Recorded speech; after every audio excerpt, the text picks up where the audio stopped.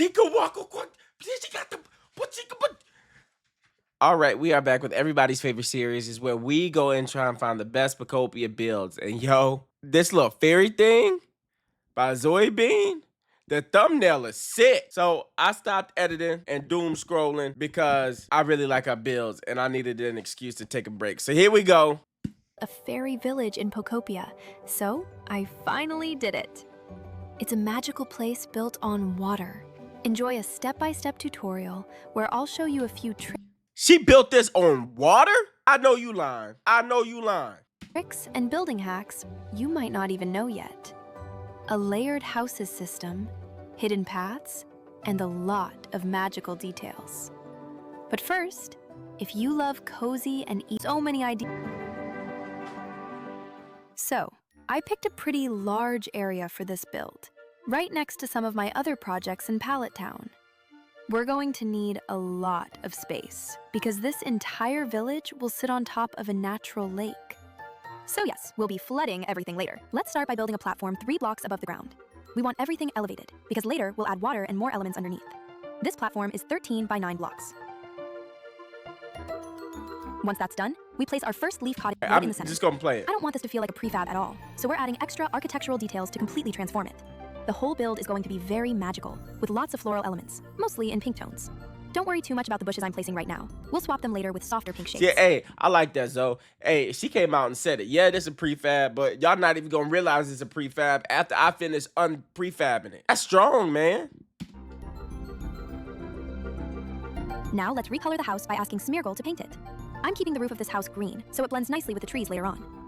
Next, I'm creating 2 small 3x4 platforms on each side of the house, so we can place 2 small leaf huts here. That gives us 4 spots already for our fairy Pokemon. Oh, snap.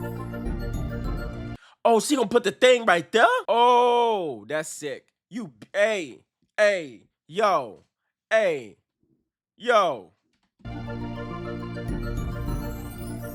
We're also adding trees around the edges to hide the platform corners. Now, let's go vertical. I'm building a new platform on top of the main cottage. This one is 5 by 6, and we're stacking another house right on top of the other one. Yes, you can actually do that, and it looks so cute. She putting a house on a house? This one is fully pink, including the roof, since it will be visible from above.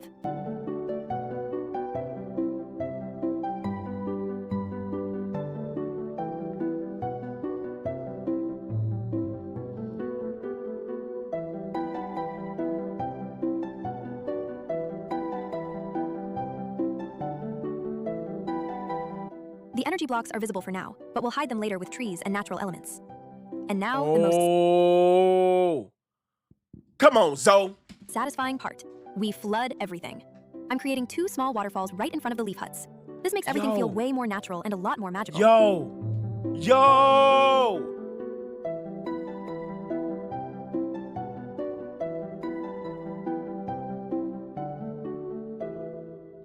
The overall structure forms a kind of pyramid shape, so even from far away, the silhouette looks really interesting. On the sides, I'm adding stairs, because we need to make every house accessible for our Pokemon. This main staircase goes straight into the water, but everything will still be fully usable, because later we'll also add duckweed that works like stepping platforms. Here I'm placing 2 slides, recolored in pink, and I discovered she got water slides! She got water slides on her thing! Boy! Man, y'all can't say nothing about Zoe. Y'all can't say nothing. That Pokemon can actually walk on top of them, so they can go up and down using these too. At the base of the build, another key element, 2 water wheels. They work both as energy sources and as decorative features. Of course, the back of the build needs to look just as good, so we fully decorate it with trees and natural elements. We also add 2 more small waterfalls here, and at the base, I'm placing flower beds to create more habitats outside the houses. This is important, because it lets us host more Pokemon beyond the ones that fit inside the cottages.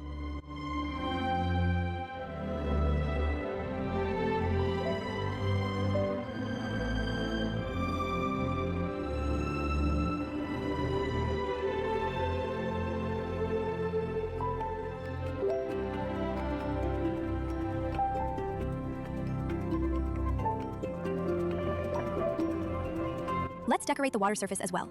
We're not only creating more habitats, but also adding natural stepping platforms, so Pokemon can actually walk across the water more easily. She can walk across. She got the. But she got the thing. They got the thing walking on. I can't even talk. easily.